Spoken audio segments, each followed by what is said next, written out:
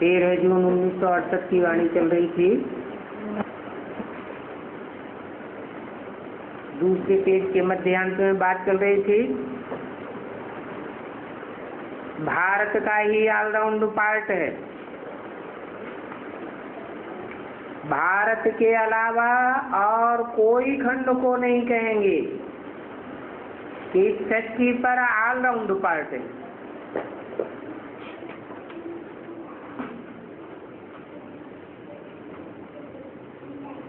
ये भारत सत्य खंड है। सच्चा और ट्रुथ भगवान ही आकर के सत्य खंड स्थापन करते हैं। फिर झूठ खंड रावण बनाता है।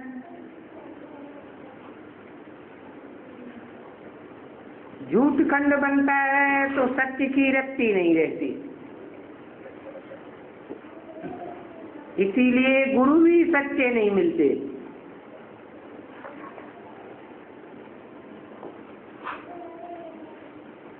अभी तुम समझते हो कि गुरु जिनके अंदले उनके चेले भी सत्यानाश हो जाते हैं, क्योंकि वो भी पूरे अंधे होते हैं। वो सन्यासी तो फॉलोअर्स हैं अपने गुरु के। उनके फॉलोअर्स गृहस्थी भी बनते हैं, तो उन गृहस्थियों को फॉलो कैसे कहेंगे?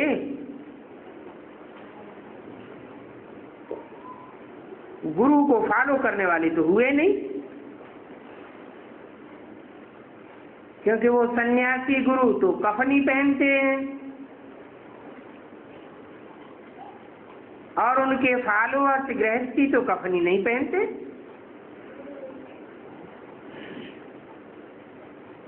अभी तो बाप खुद कहते हैं बच्चे पवित्र बनो और दैवी गुण धारण करो, क्योंकि तुमको अभी देवता बनना है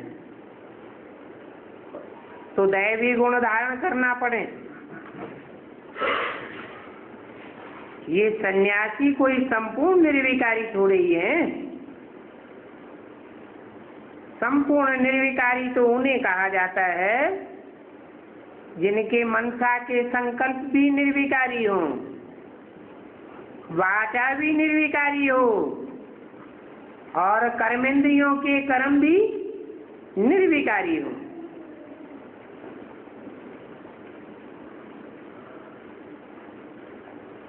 वो सन्यासी तो घड़ी घड़ी विकारियों के पास जाकर के जन्म लेते हैं। कई सन्यासी बाल ब्रह्मचारी भी होते हैं और ऐसे बाल ब्रह्मचारी तो बहुत ही हैं। विलायत में भी बहुत होते हैं। फिर बूढ़े होते हैं तो शादी कर लेते हैं संभाल के लिए, उनके लिए धन छोड़ करके जाते हैं, बाकी धन धर्माऊ कर देते हैं।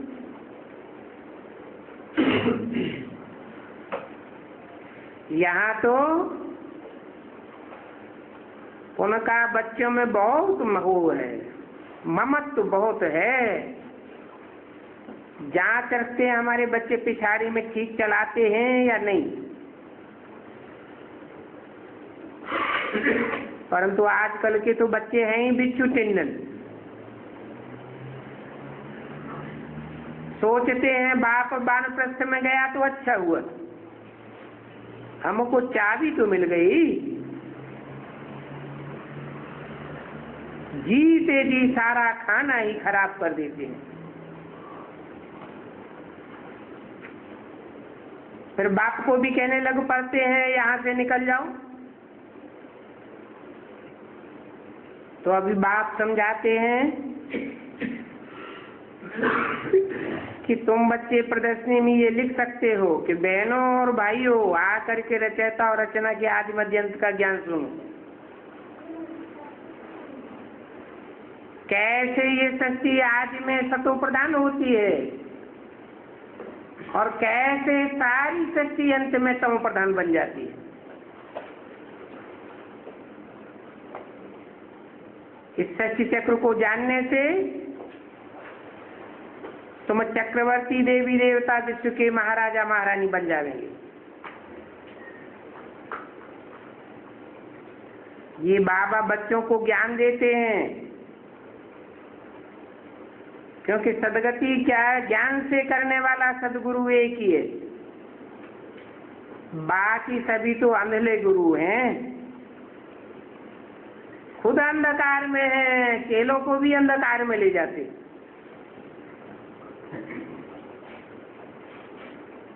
सत्य को त्रेता में तो गुरु की दरकार ही नहीं रहती है, क्योंकि 21 जन्मों के लिए तुमको सदगति मिल जाती है। फिर आधा कल्प के बाद गुरु मिलते हैं।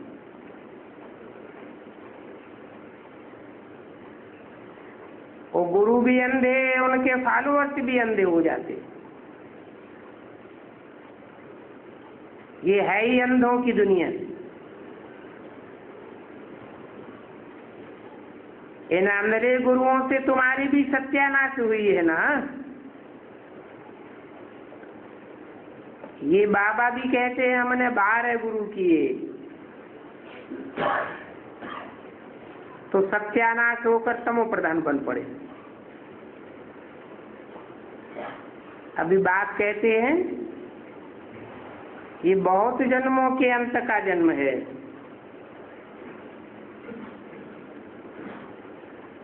मैं इनमें ही प्रवेश करके ब्रह्मा के सामने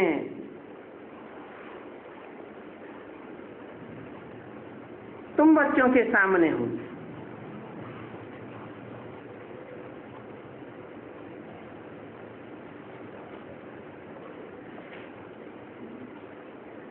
विष्णु को 4 भुजाएं क्यों देते हैं?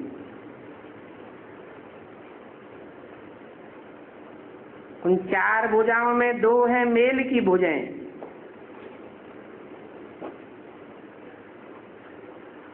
और 2 फीमेल की हैं।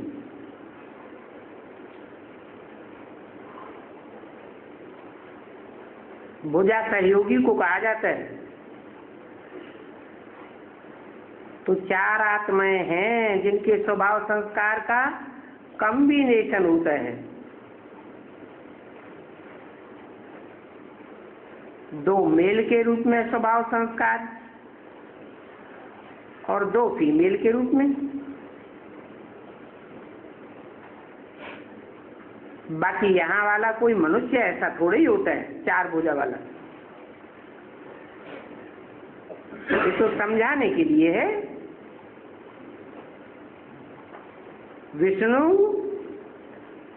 अर्थात 2 लक्ष्मी नारायण, 2 भुजा उनकी और 2 भुजा उनकी।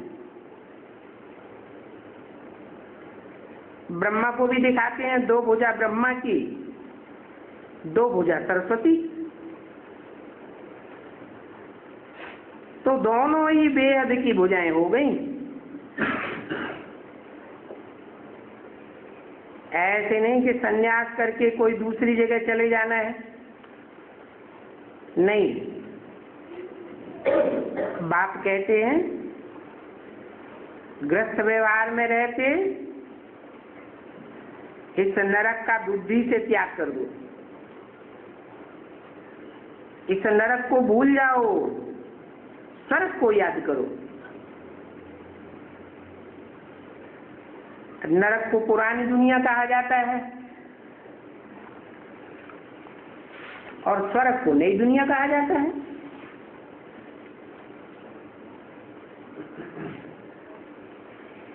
13 जून 1968 की वाणी का 3रा पेज। नरक और नरकवासियों से बुद्धि योग हटाकर स्वर्गवासी देवताओं से बुद्धि योग लगाना है।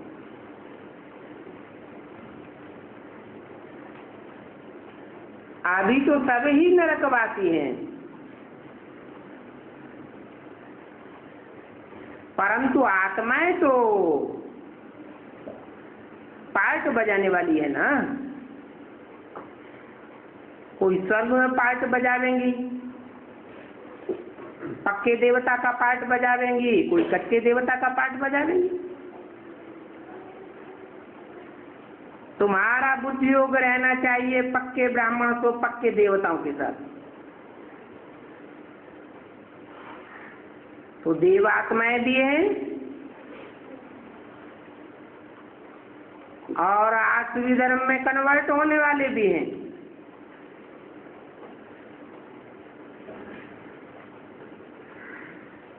ये बच्चे पढ़ते हैं तो बुद्धि में रहता है हम ये इम्तिहान पास करेंगे फिर यह बनेंगे।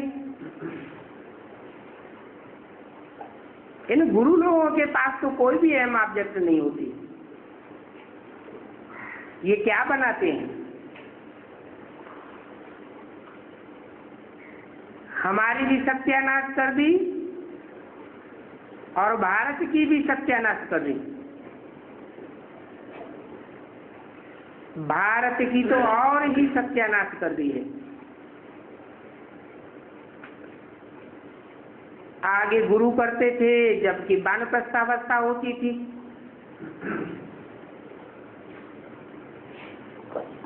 अभी बाप कहते हैं मैं भी उनकी वानप्रस्थावस्था में प्रवेश करता हूं। मैं उनमें आता हूं जो बहुत जन्मों के अंतिम जन्म में है।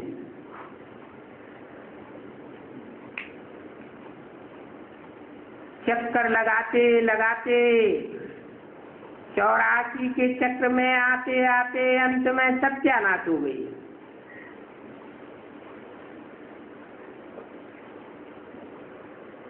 अंधे ऐसे बल पड़े हैं जो कुछ भी समझते थोड़े ही हैं और ही बोलने लग पड़ते हैं।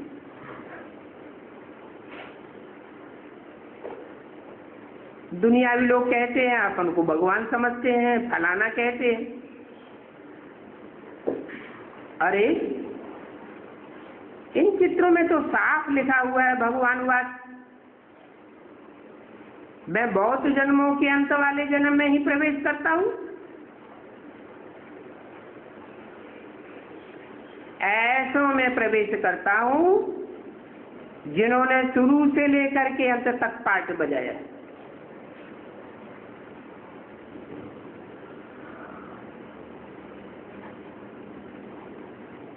इनमें ही प्रवेश करता हूं।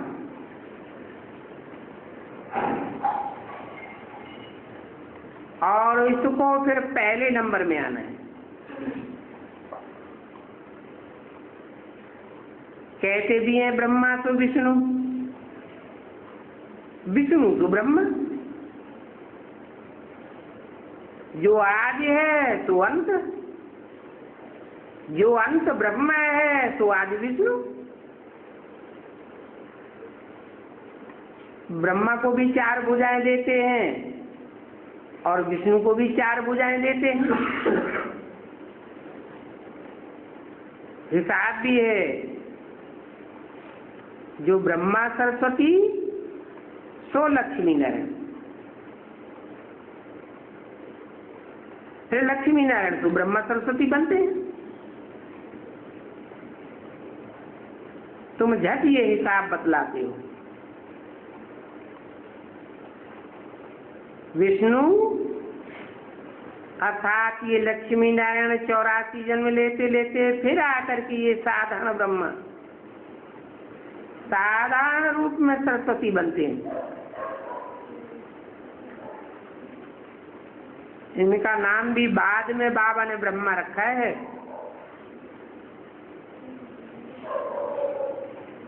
नहीं तो कोई बताए कि ब्रह्मा का बाप कौन है।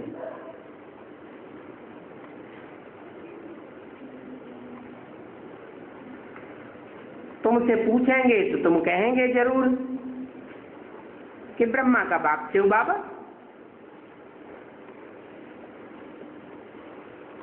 तो शिव बाबा ने कैसे रचा? जरूर एडाप्ट किया। अभी बाप कहते हैं मैं इनमें प्रवेश करता हूँ, तो सिद्ध हो गया ना। लिखना भी चाहिए शिव भगवान वाला, मैं ब्रह्मा में प्रवेश करता हूँ, जो अपने जन्मों को नहीं जानते हैं। बहुत जन्मों के अंत के भी अंत में मैं प्रवेश करता हूँ।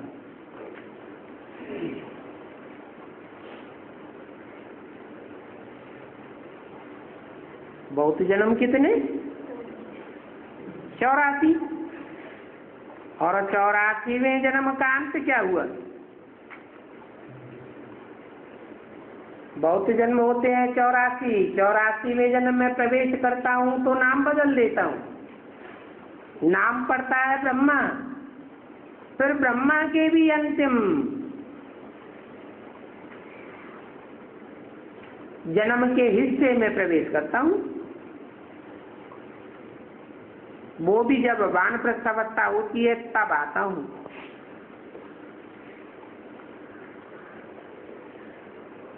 ब्रह्मा की आयु कितनी हुई?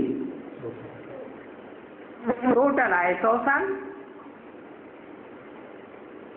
60 साल की अवस्था में प्रवेश करता हूँ।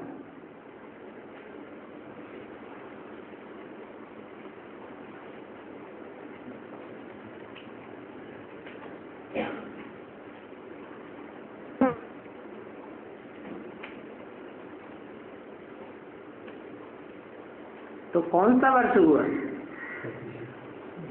है? 36 में प्रवेश करता हूँ। अगर 36 में प्रवेश करता हूँ, यह बात बाप कहते हैं, यह कहने वाला कोई और है। बाप के रूप में प्रवेश करता हूँ, और प्रवेश करता हूँ तो प्रत्यक्ष होता हूँ क्या? प्रत्यक्ष तो नहीं होता हूँ। ब्रह्मा की भी जब वानप्रस्थ अवस्था हो तो कब होती है ब्रह्मा की वानप्रस्थ अवस्था? 76 में होती है। 76 में भी संपन्न स्टेज नहीं कहेंगे, क्योंकि संपन्नता वर्ष सन 77 मनाया गया। तो 77 में वानप्रस्थ अवस्था पूरी हुई। 60 साल कि 100 साल है? हाँ, ब्रह्मा की दादा लेखराज की 100 साल अवस्था नहीं हुई। किसकी हुई? प्रजापिता ब्रह्मा की। तो जब दुनिया पतित और पुरानी हो जाती है तब ही मैं आता हूँ।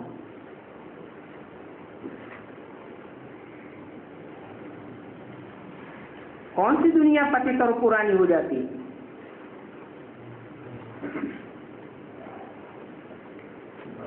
बाहर की दुनिया तो अभी भी पतित होती जाती है।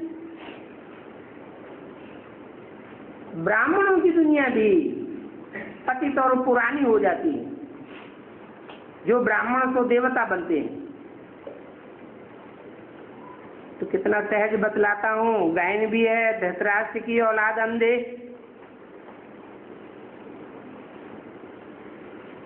ये दुनिया वालों के लिए बोला है या ब्राह्मणों के लिए बोला है?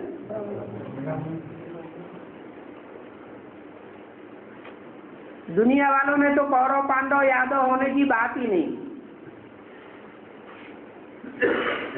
तीनों सेनाओं के बीच में भगवान ने गीता ज्ञान सुनाया था। दुनिया वाले तो जानते भी नहीं है। तो बात किनकी है? ब्राह्मणों की दुनिया की बात है। ब्राह्मणों की दुनिया में धृतराष्ट्र भी हैं, और उनके बच्चे कौरव भी हैं। ब्राह्मणों की दुनिया में पांडु भी है, पंडा, सच्चा रास्ता बताने वाला, और पंडा के बच्चे पांडव भी हैं। यहाँ विदेशी यादव भी हैं,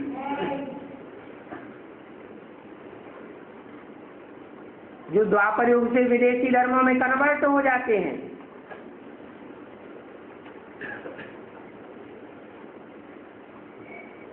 तो धृतराष्ट्र के लिए बोला कि धृतराष्ट्र के बच्चे अंधे की औलाद अंधे, इनके राज्य में भारत की कितनी सत्यानाश हो गई है। अब बताओ, इन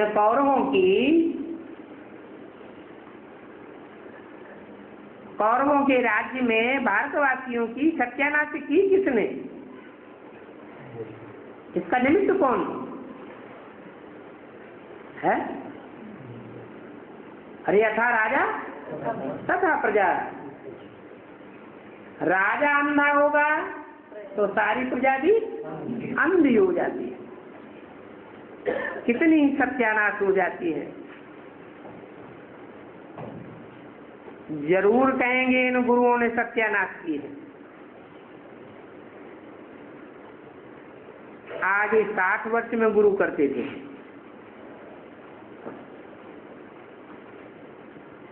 अभी तो जन्म से ही गुरु कर देते हैं।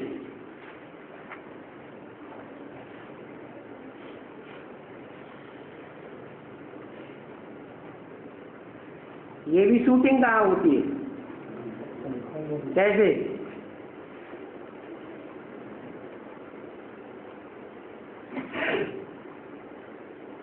यज्ञ के आदि में चाहे ब्रह्मा हो चाहे प्रजापिता हो, 60 वर्ष की एज में जब प्रवेश किया तो गुरु बना।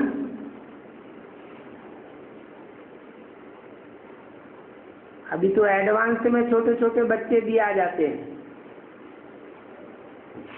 ज्ञान पूरा बुद्धि में बैठा हुआ नहीं है, बेसिक नॉलेज का। आए तो 60 साल नहीं होती है।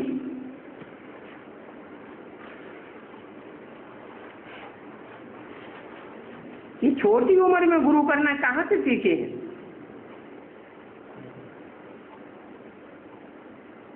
विदेशों में छोटे छोटे नौजवान बच्चे सन्यासी बन जाते हैं। कहाँ से सीखे? क्रिश्चियन से सीखे? अरे छोटेपन में गुरु करने की दरकार ही क्या? ज्ञान में छोटा और बड़ा किसे कहा जाता है? जो ज्ञान में कम होशियार वो छोटा, और ज्ञान में ज्यादा होशियार है तो कहेंगे बड़ा।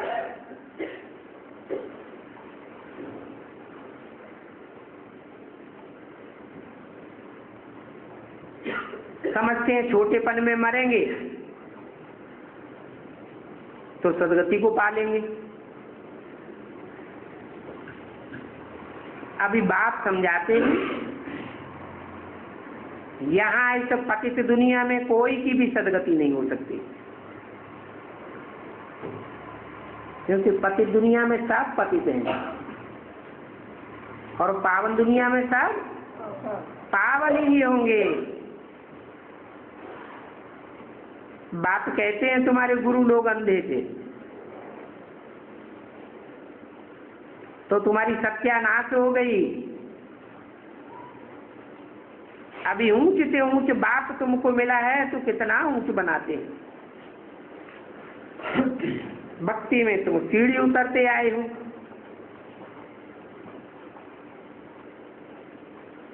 है ही रावण राज्य उतरने का मार्ग। विषयी विकारी दुनिया शुरू हो जाती है। इस विषयी विकारी दुनिया में गुरु तो सभी ने किए। ये खुद भी कहते हैं हमने बहुत गुरु किए।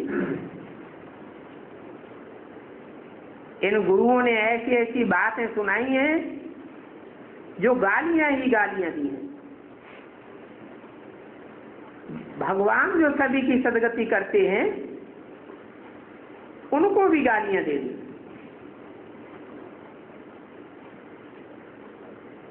कहते हैं ईश्वर सर्वव्यापी है। कुत्ते, बिल्ले, उल्लू, गधे सभी में ईश्वर है। कण कण में भगवान है।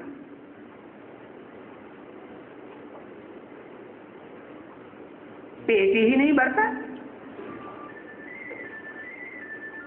ऐसी ऐसी हिडियत पने की गालियां देने लग पड़ते।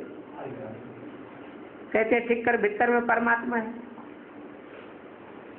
बाप कहते हैं ऐसे जो बन जाते हैं तो चेलों की भी सत्यानाश हो जाती है, तो गुरुओं की भी सत्यानाश हो जाती है। ऐसे ऐसे हिरण्यकश्यप बन जाते हैं कि अपन को ही ईश्वर का रूप बतलाने लग पड़ते हैं। माताएं उनके पैर धो करके पीती हैं।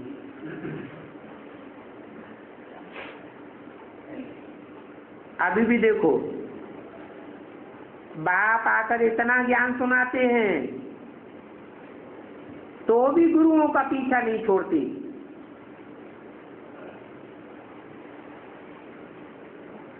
बहुत जंजीरें पड़ी हुई हैं, और जंजीरें भी कोई बहुत मोटी होती हैं, कोई पतली होती है।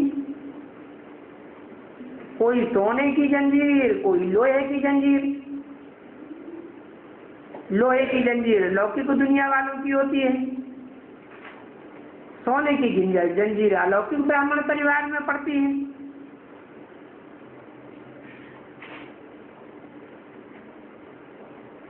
जब कोई भारी चीज उठानी होती है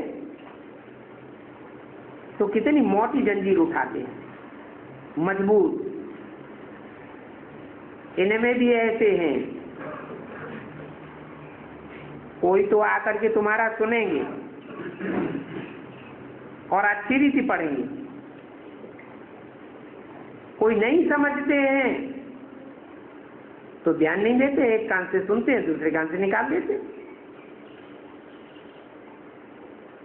नंबरवार माला के दाने बनने हैं। वारसदारों की भी माला बनती है। प्रजावर्ग में जाते हैं उनकी भी माला है नंबरवार। एक जैसे तो हो नहीं सकते।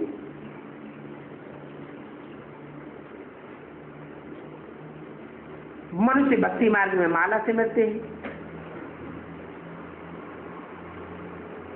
अब माला का सिमरण स्मरण क्यों करते हैं? इस बात का पाई का भी ज्ञान नहीं है।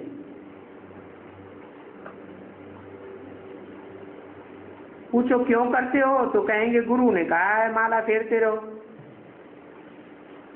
बस राम राम की धुन लगा देते हैं, जैसे कि कोई बाजा बजता हो। आवाज बड़ा मीठा लगता है। भक्ति मार्ग में जहां देखो वहां आवाज ही आवाज। बस बाकी जैसे को कुछ जानते ही नहीं। अब उनसे पूछो राम किसको कहा जाता है? वो राम कब आते हैं? कुछ भी जानते नहीं। राम को त्रेता में ले गए हैं, कृष्ण को द्वापर में ले गए। फिर राम को 14 कला संपूर्ण और कृष्ण को 16 कला संपूर्ण। अरे उतरते युग में कलाएं कम हो जाएंगी या 2 कला 4 कलाएं बढ़ जाएंगी? फिर शास्त्रों में लिखा हुआ है सतयुग 16 कला संपूर्ण, त्रेता में 2 कलाएं कम हो जाती हैं, द्वापर युग में 8 कलाएं रह जाती हैं, कोई तुकतान ही नहीं बैठती।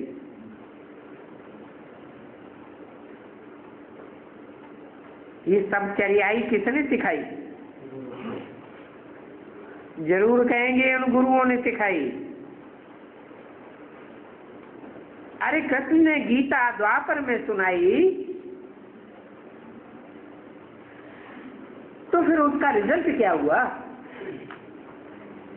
गीता ज्ञान से तो सदगति होनी चाहिए।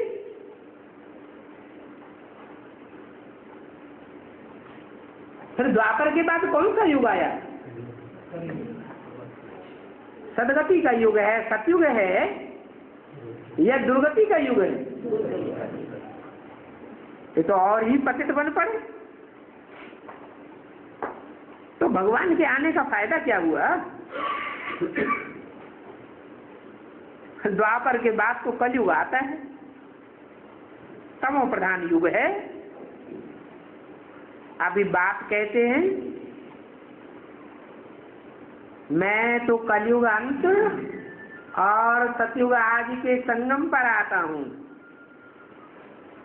और आकर के तुमको कलयुग अंत में तमो प्रधान जो बन पड़ते हैं उनको सतो प्रधान बनाता हूं, सतयुग में भेज देता हूं। अब सोचो पहले तुम कितने हम श्रद्धालु बन पड़े थे। गुरुओं ने जो बोला सत्य वचन महाराज, ऐसी श्रद्धा की भक्ति से तुमने दुर्गति को पाई लिया। अभी बात समझाते हैं, जो कांटों से फूल बनने वाले होंगे वो तो झट समझ जाएंगे। क्या कहा है? कांटों से फूल बनने वाले होंगे तो झट समझ जाएंगे। अच्छा, और जो कांटों से फूल बनने वाले ना हो, नंबरवार फूल ही हो। सब तो कांटे नहीं होते, कोई फूल भी तो होते हैं।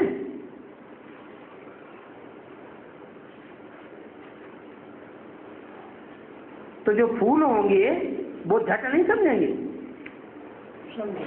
हैं? फूल झट समझेंगे। अच्छा, विजय माला वालों को फूल कहेंगे या कांटे कहेंगे? हैं? कांटे कहेंगे। विजय माला से जो आत्माएं पवित्र आत्माएं निकलेंगी, जिनमें जन्म जन्मांतर की प्योरिटी के संस्कार हैं, उनको फूल कहें या कांटा कहें? कांटा तो नहीं कह सकते। फिर उनकी बुद्धि में क्यों नहीं बैठता?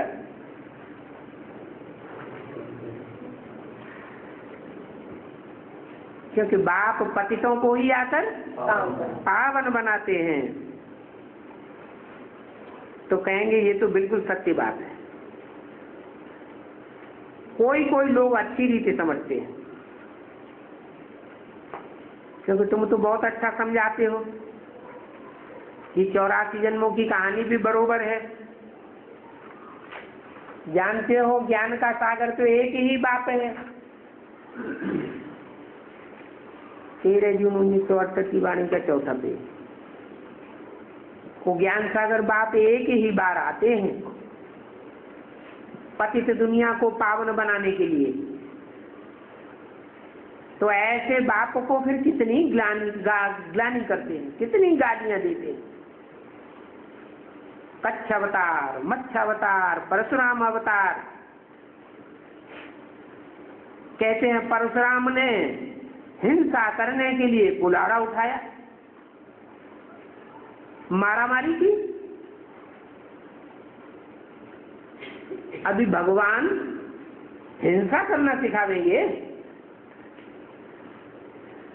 भगवान आकर जो अहिंसक दुनिया स्थापन करते हैं,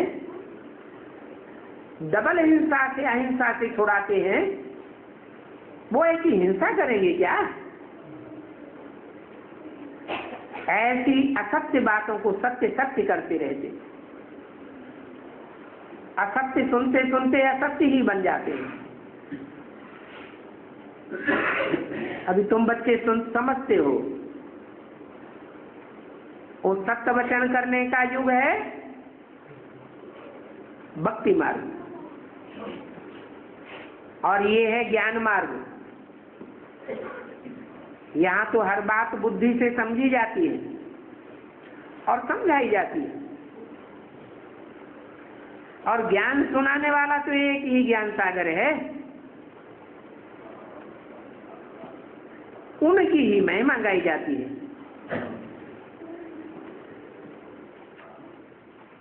देवताओं अथवा मनुष्यों की महिमा तो हो ही नहीं सकती।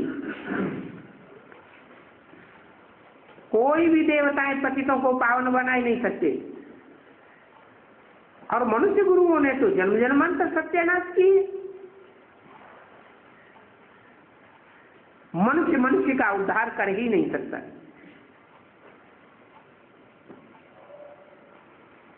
अभी एक ही बात है,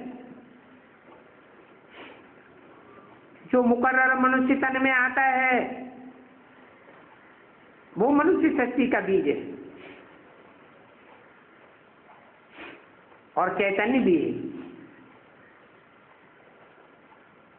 सत्य भी कहते हैं, चैतन्य भी कहते हैं। साकार में होगा तो सत्चित आनंद स्वरूप कहा जाएगा, या बिंदी को सत्चित आनंद कहेंगे। महिमा तो करते हैं ना, सत्चित आनंद वो शांति का सागर है, सुख का सागर है, सभी अच्छी बातों का सागर है। वो आकर के तुम बच्चों को सभी कुछ बतलाते हैं, अपना भी परिचय देते हैं कि मैं कौन हूं।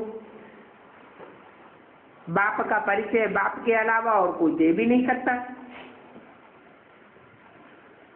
तो ये बातें दिल से लगे तब कुछ मिले। अभी तुमको तो ये बातें दिल से लग गई हैं। गुरु को कब बाबा व टीचर नहीं कहा जाता है।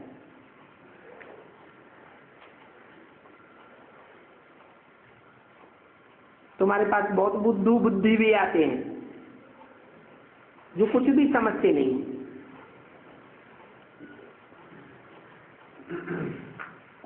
समझाया भी जाता है कि वह बेहद का बाप भी है, टीचर भी है,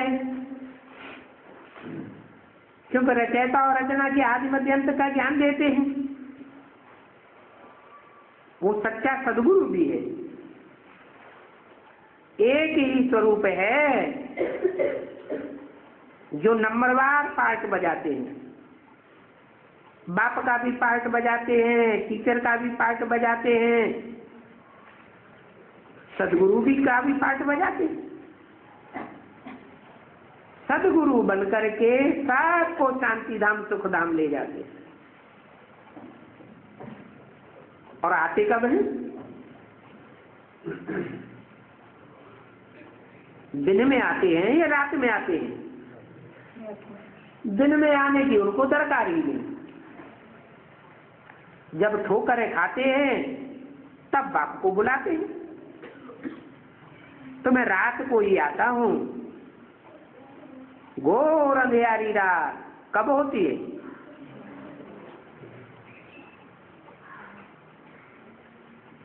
बाहर की दुनिया में कहें घोर अंधियारी रात, या ब्राह्मणों की दुनिया के बीच कहें घोर अंधियारी रात? क्यों? ब्राह्मणों में तो फिर भी ज्ञान होता है, घोर अंधियारी रात कैसे कहें?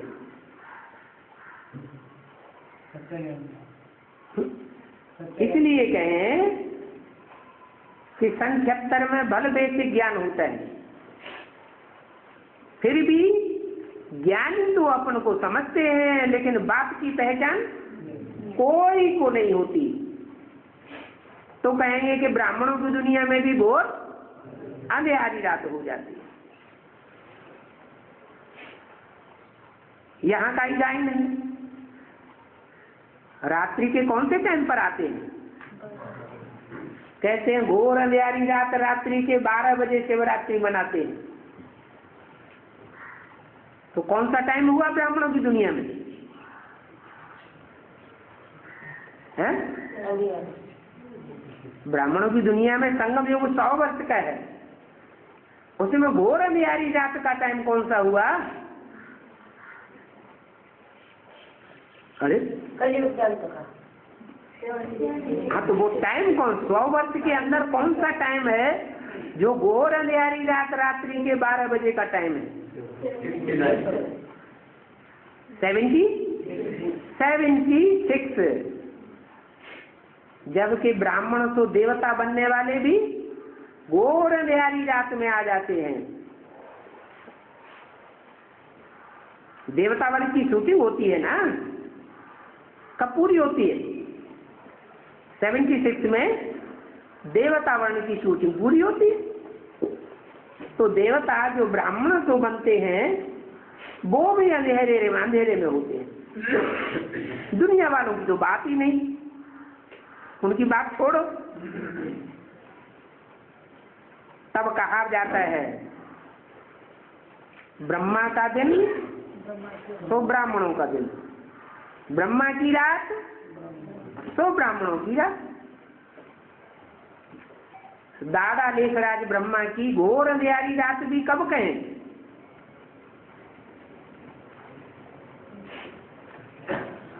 हैं? उनके लिए अमावस्या की रात कब हुई? 76। तो चंद्रमा की लीक दिखाई जाती है जब प्रवेश करते हैं। किसको? चंद्रमा की लीक किसको दिखाते हैं? शंकर के मस्तक पर दिखाते हैं।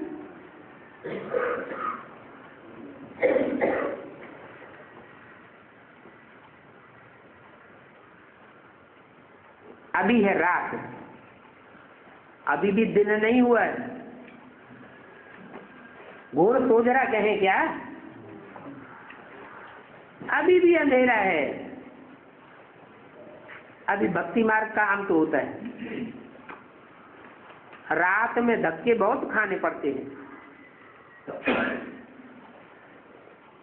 भगवान को ढूंढने के लिए पहाड़ों पर, तीर्थों पर इधर उधर कितना भटकते हैं। अब वहां क्या रखा हुआ है? कुछ भी नहीं रखा हुआ है। महिमा बहुत कर देते हैं। जैसे स्वामी राम तीर्थ के लिए कहते हैं तो वो जंगल में जाते थे।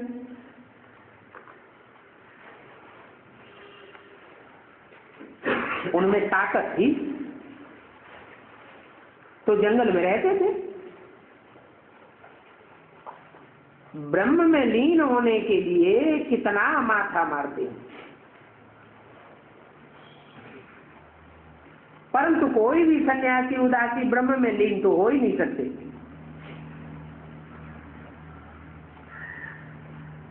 समझते भी नहीं है कि ब्रह्मलोक कहाँ है। बल गीता में गाया हुआ है कि मैं सूरज चांद सितारों की दुनिया से परे रहता हूं, फिर भी जानते नहीं है। अभी बात समझाते हैं कि ब्रह्म में लीन होने की तो बात ही नहीं है। ना आत्मा परमात्मा में लीन होती है, ये तो याद में लवलीन होने की बात है। उनको ये पता ही नहीं है कि जो भी एक्टर्स हैं उन सभी एक्टर्स का पार्ट अविनाशी है। अगर एक चुल्लू पानी लेकर के समुद्र में मिला दें तो पानी को अविनाशी कहेंगे? वो चुल्लू पानी वापस आ सकता है? नहीं आ सकता, उसका तो विनाश हो गया। तो कोई भी आत्माएं ब्रह्म में लीन नहीं होती हैं। 5000 वर्ष का अविनाशी पार्ट भरा हुआ है हर आत्मा में। जब आत्मा है ही अविनाशी, तो लीन होने की बात ही नहीं।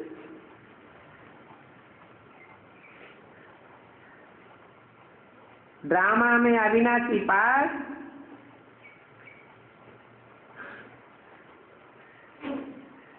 आज से लेकर के अंत का पार्ट एक ही आत्मा में पूरा भरा हुआ है।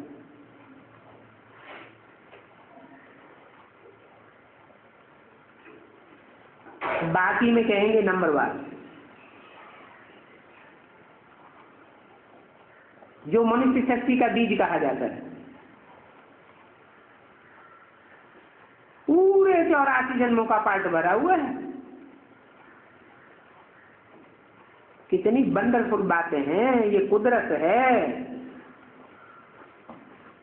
इतनी छोटी सी आत्मा, उसमें अविनाशी पार्ट, और ऐसा पार्ट भरा हुआ है अविनाशी जो कभी मिट ही नहीं सकता। कल्प कल्पांतर से पार्ट बजाते चले आए, पार्ट घिसता ही। ये बातें बाप ही सुनाते हैं। ये अविनाशी चक्र फिरता ही रहता है। ऐसे नहीं कि कोई नई आत्मा बन जाती है। हाँ, आत्माओं में पार्ट भरा हुआ है जो फिर बजाते रहते हैं। 84 जन्मों के बाद फिर ये लक्ष्मी नारायण बनते हैं। तुम यहाँ आए ही हो फिर से लक्ष्मी नारायण बनने के लिए, तो जरूर इसकी ज्योग्राफी रिपीट होगी। 5000 वर्ष की हिस्ट्री। क्राइस्ट, बुद्ध आदि इन सभी ने अपने अपने समय पर जन्म लिया, फिर से अपने अपने समय पर आवेंगे। ये बेहद का ज्ञान है जो बाप ही समझाते हैं। पहले पहले मुख्य पाठधारी हैं ये लक्ष्मी नारायण। उनको कहेंगे लक्ष्मी नारायण जी फर्स्ट। उस समय प्रजा भी बहुत थोड़ी होती है। फिर बुद्धि को बात रहती है।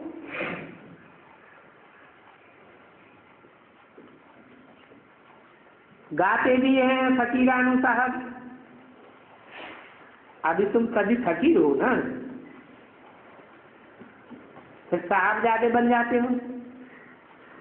अभी तुम्हारे पास कुछ भी नहीं है, खाली हो गए हो, तो तुम फकीर ठहरे। तो उन फकीरों के पास तो 5000 10,000 निकल भी आते हैं। जब जांच होती है तो पता लगता है तुम तो पूरे फकीर,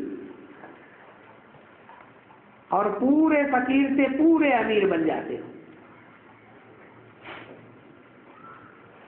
तुमसे जाति साहूकार इस दुनिया में और कोई बनता ही नहीं।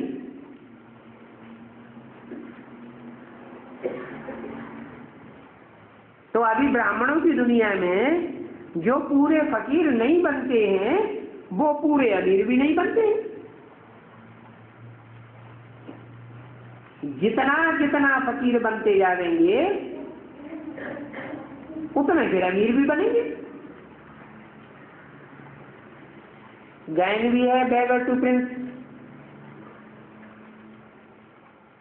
परंतु बाप कहते हैं हम तुम्हारी मिल्कियत को क्या करूंगा, हम कोई परमधाम में ले जाऊंगा क्या।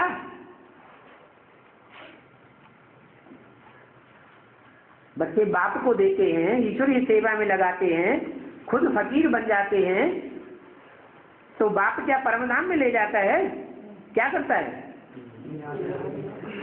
बच्चों का धन बच्चों की सेवा में ही लगाते हैं, तुमको ही ट्रस्टी बनाते हैं।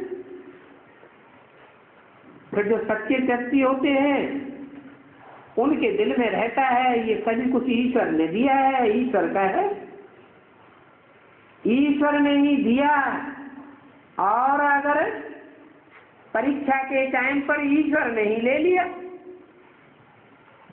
तो दुखी होना चाहिए या सुखी होना चाहिए? है जिसकी चीज उसने ले ली, तो फिर शोर क्यों मचाते हो? शोरगुल मचाना चाहिए कि हम तो बर्बाद हो गए। अरे तुम्हारा था ही नहीं तो बर्बाद कौन हो गया? तुम तो पहले ही फकीर हो चुके थे। फकीर से अमीर बाप आकर बनाते। आज गुरुवार है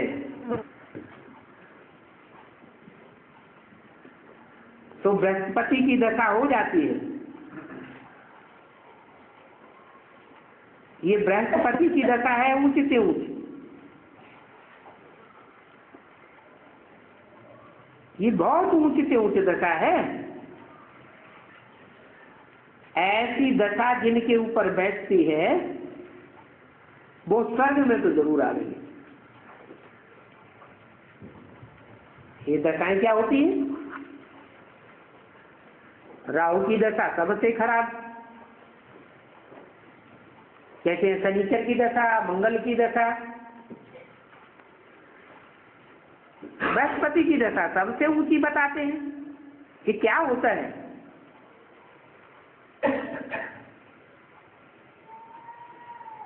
नवग्रह गाए जाते हैं, जिसकी परछाया में आ जाते हैं, जिसके प्रभाव में आ जाते हैं, उसकी दशा बैठ जाती है। किसी से प्रभावित होना माना उनकी दशा में आ जाना, उनकी प्रजा बन जाना। तो जो बृहस्पति की दशा में आते हैं, बृहस्पति के प्रभाव में आते हैं, वो जरूर स्वर्ग में आवेंगे। और स्वर्ग भी कम कला में आवेंगे या 16 कला संपूर्ण स्वर्ग में आवेंगे? 16 कला संपूर्ण स्वर्ग में आवेंगे। जो थोड़ा भी ज्ञान सुनते हैं वो स्वर्ग में जरूर आवेंगे। किससे? बृहस्पति से। बृहस्पति की दशा की बात हो रही है ना। बच्चों को ऐसे रेस करनी चाहिए, देखना चाहिए हम किसकी दशा में बैठे हैं। आप सामान भी बनाते जाना है, सर्विस करते जाओ। जो सबसेबुल बच्चे हैं अच्छे अच्छे, उनके साथ पुरुषार्थ में रेस करो। मंदिरों में जाकर के सर्विस करो। तुम पैगंबर हो ना।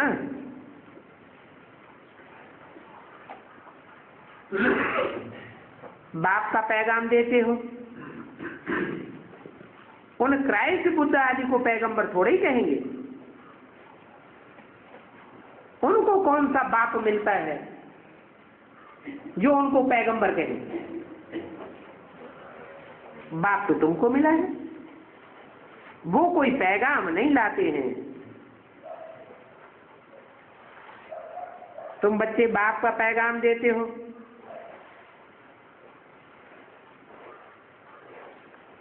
बाप जो तुमको सुनाते हैं वो तुम सभी को सुनाते हैं। बोलो। बाप कहते हैं कि तुम आत्मा हो।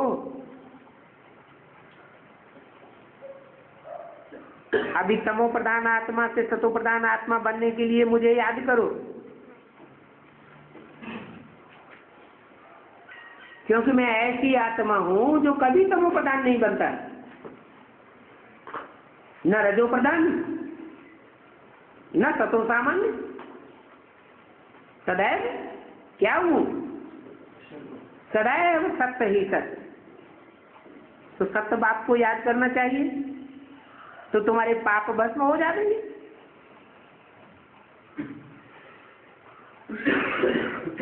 ये गंगा नदियों आदि का स्नान करने से तो और ही पाप चढ़ते हैं। इसलिए बाप कहते हैं एक से सुनो,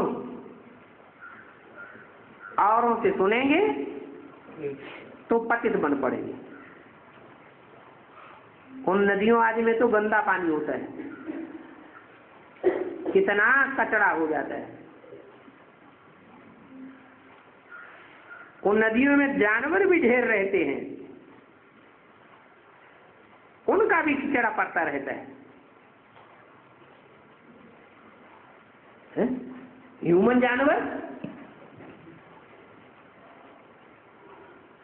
कौन से जानवरों की बात होगी? चैतन्य नदियां होंगी तो चैतन्य नदियों में ह्यूमन जानवर होते हैं, उनको फिर पतित पावनी कहते हो। कितने अंधे बन गए। अभी बाप समझाते हैं तो बुद्धि में बैठना चाहिए। अच्छा, ओम शांति।